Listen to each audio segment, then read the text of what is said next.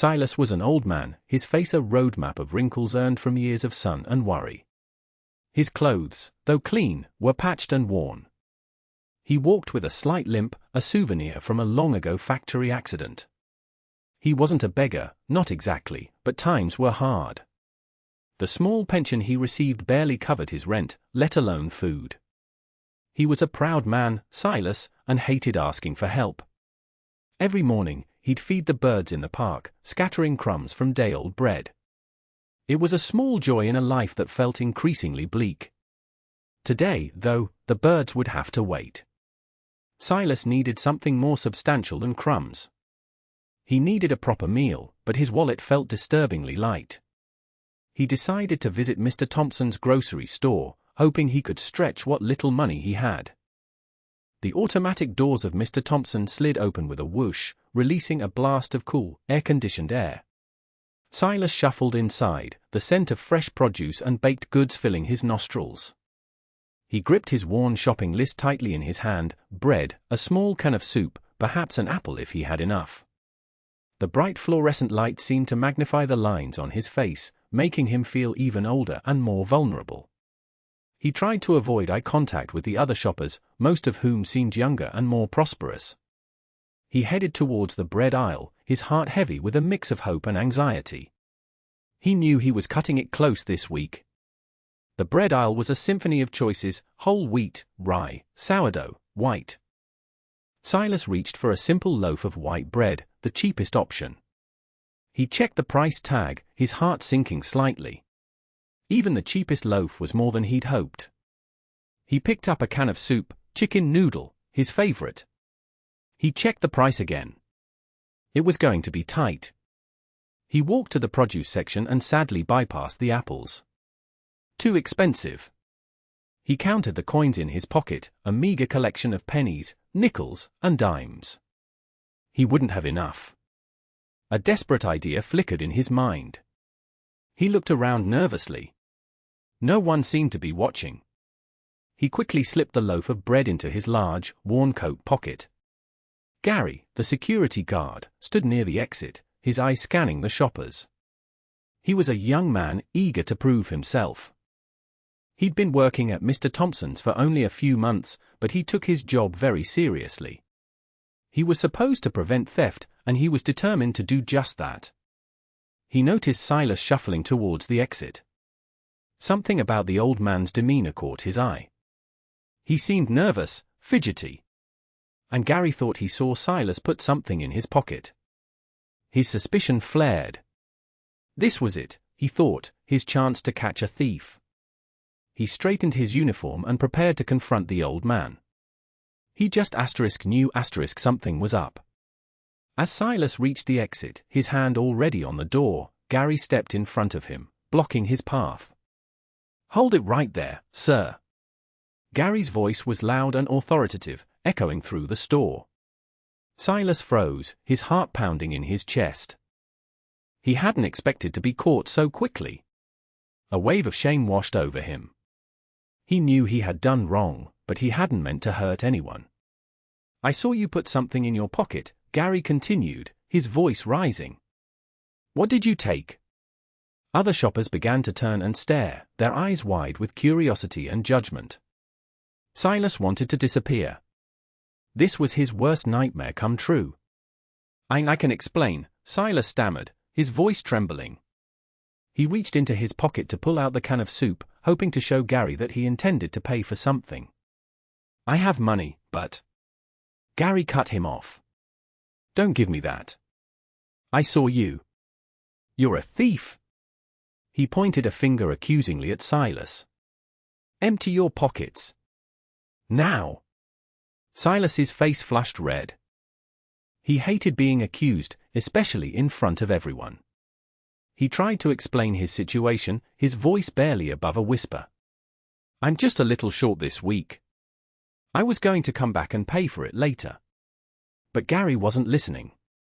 He was too caught up in his own self-importance, too eager to play the hero. The onlookers were now whispering amongst themselves, their eyes darting between Silas and Gary. Some looked sympathetic, others judgmental. A few even pulled out their phones to record the scene. Silas felt a lump in his throat. He was being publicly shamed, branded a thief in front of strangers. He closed his eyes for a moment, wishing he could rewind time and simply go home hungry. This humiliation was far worse than any hunger pang. He felt his face burning with shame. He just wanted it all to stop. The whispers felt like stabs. He felt so small. Gary, impatient and fueled by a sense of righteous indignation, reached into Silas's coat pocket. He roughly pulled out the loaf of bread, holding it up for all to see. "See," he announced triumphantly. "I caught him red-handed." The crowd murmured, some nodding in agreement with Gary, others looking uncomfortable. Silas stood there, defeated, his shoulders slumped. He didn't resist as Gary confiscated the bread. The fight had drained out of him. He felt utterly and completely broken. He just wanted to be left alone. He closed his eyes, waiting for it all to be over. Suddenly, a small voice piped up. "He's not a thief." A young girl, no older than 8, pushed her way through the crowd. She had bright, curious eyes and a gap-toothed smile. She pointed at Silas. "That's the Birdman." Gary frowned. "What are you talking about, sweetie?" "This man is a thief." "No, he's not," the girl insisted, her voice firm. "He's the one who feeds the birds in the park every morning. He's always kind to them. He wouldn't steal." The crowd quieted, their attention shifting to the little girl. Her unexpected declaration hung in the air, a challenge to Gary's assumptions. "He always shares his bread with them," the girl continued, her eyes fixed on Gary. "Even when it looks like he doesn't have much himself. My grandma says he's a very kind man." Gary shifted uncomfortably under the girl's unwavering gaze. He hadn't expected this. He'd been so sure he was doing the right thing, catching a criminal. Now, this little girl was making him question everything. He glanced at Silas, who was watching the girl with a mixture of gratitude and surprise. The crowd remained silent, waiting to see what would happen next. Gary felt a bead of sweat trickle down his forehead. He was starting to feel very unsure. Gary hesitated. He hadn't anticipated anyone defending Silas, let alone a child. The girl's words had a disarming effect. He looked at the loaf of bread in his hand, then back at Silas's weathered face. Doubt began to creep into his mind. Had he made a mistake? Just then, the store manager, Mr. Thompson, arrived on the scene, his brow furrowed with concern. He had been alerted to the commotion and rushed over to see what was happening. He surveyed the scene, taking in the tense atmosphere, the staring crowd, Gary with the bread, and Silas looking utterly dejected. He knew he needed to intervene quickly. "What's going on here?" Mr. Thompson asked, his voice calm but firm. He looked at Gary. "Gary, what happened?" Gary, flustered, stammered, I saw him put the bread in his pocket. I thought he was stealing it." Mr. Thompson then turned his attention to the little girl. "And what do you have to say about this, young lady?" He knelt down to her level, his expression gentle. He always tried to be kind to children. He knew they were the future. He listened patiently as she repeated her story about the Birdman, her voice filled with conviction. Mr. Thompson's gaze softened. He had a feeling there was more to this story than met the eye. Mr. Thompson stood up and turned to Silas, his expression now one of concern. He offered Silas a gentle smile. "Sir, would you mind telling me what happened? I want to hear your side of the story." He spoke in a respectful tone, a stark contrast to Gary's earlier aggression. Silas, surprised by Mr. Thompson's kindness, looked up, his eyes filled with a glimmer of hope. He hesitated for a moment, then took a deep breath and began to explain his situation, his voice still trembling slightly. He spoke of his meager pension, his struggle to make ends meet, and his desperation to have something to eat. The crowd listened intently, their earlier judgment replaced with a sense of curiosity and empathy. As Silas finished speaking, his voice cracking with emotion, Mr. Thompson nodded thoughtfully. Thank you for sharing that with me, sir. He paused, then addressed the crowd. I'm going to look into this further. In the meantime, I'd appreciate it if everyone would go back to their shopping. He then turned to Gary. Gary, come with me. We need to talk. He led Gary towards his office, leaving Silas standing there, feeling a mixture of relief and apprehension. He wasn't sure what was going to happen next, but at least the immediate humiliation had subsided. The crowd slowly dispersed, the whispers fading away. In his office, Mr. Thompson pulled up Silas's customer profile on the store computer. He typed in Silas's name and address, and a list of his past purchases appeared on the screen. Mr. Thompson scanned the list. Silas had been a regular customer for years, always buying small amounts of food, always paying in cash. There were no past incidents of theft or suspicious behavior. Mr. Thompson sighed. He knew Silas wasn't a thief. He was just a desperate old man struggling to survive. He closed the customer profile and turned to Gary, who was standing nervously by the door. The evidence was clear. Gary, Mr. Thompson began, his voice stern but not unkind, you made a serious mistake. You judged that man based on his appearance, and you did so without any real evidence. That's not how we do things here. He paused, letting his words sink in. You need to learn to treat people with respect, regardless of how they look or what their circumstances might be. Everyone deserves to be treated with dignity. He picked up the bread from his desk. Your eagerness to catch a thief blinded you. He shook his head slowly. Gary's face was pale. Back in the store, Mr. Thompson approached Silas, his face etched with sincerity. Sir, I want to apologize for the way you were treated. Gary was out of line, and I assure you, it won't happen again. He offered Silas the loaf of bread. Please, take this. It's on the house. Consider it a small token of our apology. Silas hesitated. He didn't want to accept charity, but he was also desperately hungry. He looked at Mr. Thompson, his eyes filled with gratitude. He didn't know what to say. He was overwhelmed. Just then, the little girl who had defended Silas stepped forward again. I'll pay for it, she declared, pulling a handful of coins from her pocket. He deserves it. Silas was touched by her generosity. Oh, no, child, I can't let you do that, he said, his voice choked with emotion. Please, the girl insisted, pushing the coins towards Mr. Thompson. It's the least I can do. He's always so nice to the birds. Mr. Thompson smiled. He could see that both Silas and the little girl were determined. He decided to accept the girl's offer. All right, he said. That's very kind of you. Silas finally relented. All right, he said, his voice thick with emotion. Thank you, both of you. You're very kind. He accepted the bread, his fingers brushing against the little girl's hand. Gary, who had been watching from a distance, felt a pang of remorse. He saw the genuine gratitude in Silas's eyes, the kindness in the little girl's heart, and the understanding in Mr. Thompson's expression. He realized how wrong he had been, how quick to judge. The weight of his mistake settled heavily on his shoulders. He knew he had to do something to make amends. Mr. Thompson, sensing Gary's remorse, gave him a subtle nod, a silent encouragement to do the right thing. Then, turning back to Silas, he said, Is there anything else I can get for you, sir? Some soup, perhaps? Please, allow us to make up for this unfortunate incident. Silas shook his head. No, thank you, he said, clutching the bread tightly. This is more than enough. You've both been very kind. He managed a weak smile. The kindness had restored something within him. He felt a little less broken, a little less alone. He felt hope. Mr. Thompson nodded, understanding. All right, sir. You have a good day.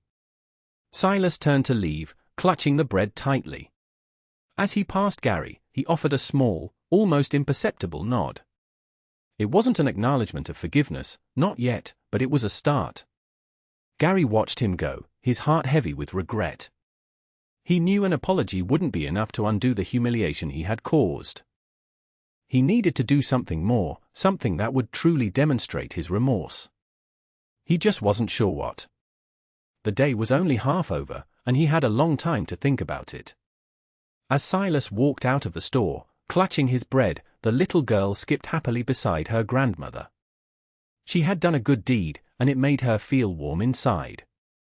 She smiled, thinking about the birds in the park. They would be happy to see Silas tomorrow. Inside the store, Mr. Thompson quietly reprimanded Gary, emphasizing the importance of empathy and understanding. He reminded Gary that his job was not just to prevent theft, but also to protect the store's customers and treat them with respect. Gary listened intently, absorbing every word. He knew Mr. Thompson was right. He had let his eagerness get the better of him. Throughout the afternoon, Gary wrestled with his conscience. The image of Silas's dejected face, the little girl's unwavering defense, Mr. Thompson's disappointed gaze, they all haunted him. He knew he couldn't just let it go. He had to find Silas and apologize properly. As his shift neared its end, Gary asked Mr. Thompson if he could leave early. He explained his intentions, his voice filled with genuine remorse. Mr. Thompson, seeing the sincerity in Gary's eyes, nodded in approval. "Go ahead, Gary," he said. "Do what you need to do." Gary felt a surge of determination. He knew where he could find Silas. Gary drove to the park, the little girl's words echoing in his mind, "Is the one who feeds the birds." He parked his car and walked towards the familiar cluster of trees where he often saw people relaxing. And there he was. Silas was sitting on a bench, scattering breadcrumbs on the ground.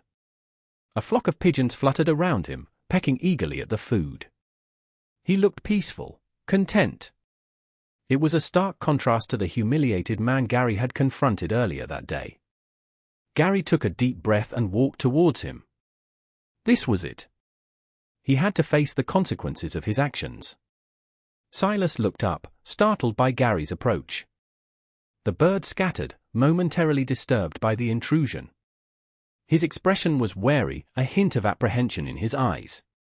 He didn't know what to expect from the young security guard. Gary stopped a few feet away, his hands clasped nervously in front of him. He took a deep breath. "Mr. Silas," he began, his voice sincere, I wanted to apologize." He swallowed hard. "I was wrong. I misjudged you, and I'm truly sorry for the way I treated you in the store today." He lowered his gaze, ashamed. "There's no excuse for my behavior." Silas watched Gary, his expression softening slightly. He saw the genuine remorse in the young man's eyes. He knew what it was like to make mistakes, to struggle with his own shortcomings. He had carried his own burden of regrets for many years. He sighed. "Apology accepted, son," he said, his voice gentle. "We all make mistakes. The important thing is that you learn from them." He paused. "But an apology is just words. What are you going to do to make things right?" He looked expectantly at Gary. He wasn't letting him off the hook easily. Gary thought for a moment. I don't know," he admitted, his voice sincere. "I want to help, but I'm not sure how." Silas smiled gently. "Well, son," he said, "I know a place that could use a helping hand. It's a soup kitchen down on Elm Street. They feed a lot of hungry people every day. Maybe you could volunteer some of your time there. See what it's like to be on the other side of the counter, helping those who need it most." He paused, his eyes twinkling. "Maybe you'll learn a thing or two about empathy." Gary's face lit up. That's a great idea, Mr. Silas," he said, a genuine smile spreading across his face. "I'll do it. I'll go down there tomorrow and see if they need any help." Silas nodded, a satisfied look in his eyes. "Good," he said. "That's a start. You might be surprised at what you learn." He scattered a few more breadcrumbs for the birds, who were now circling impatiently. Gary hesitated for a moment, then extended his hand. "Thank you, Mr. Silas," he said, "for forgiving me, and for giving me a chance to make things right." He felt a sense of relief wash over him. He had a path forward. He had a way to atone for his mistake. He was grateful. Silas grasped Gary's hand firmly, his grip surprisingly strong for an old man. "Just remember, son," he said, his eyes meeting Gary's, "everyone has a story. Try to see past the surface, and you might be surprised at what you find." Gary nodded, his heart filled with a newfound respect for the old man. He turned and walked away, leaving Silas to his birds. As he drove home, he couldn't help but smile. He had made a mistake, a big one, but he had also been given a second chance. And he was determined to make the most of it. The day wasn't a complete loss after all. It was a day of learning. The next day, Gary arrived at the soup kitchen, a little nervous but determined to make a difference. He spent the day serving food, washing dishes, and cleaning tables. He met people from all walks of life, each with their own unique story. He listened to their struggles, their hopes, and their dreams. As he worked, he thought about Silas, about the little girl, and about Mr. Thompson. He realized that kindness and empathy were far more important than catching a thief. He had learned a valuable lesson, one that he would carry with him for the rest of his life. And it all started with a loaf of bread and a moment of regret.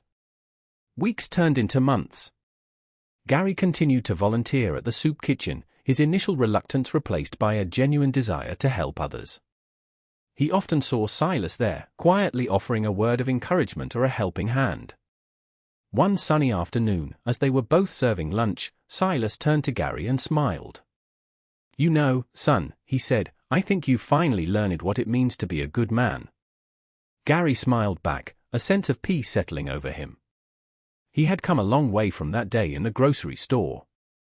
He was no longer just a security guard, eager to catch a thief. He was something more.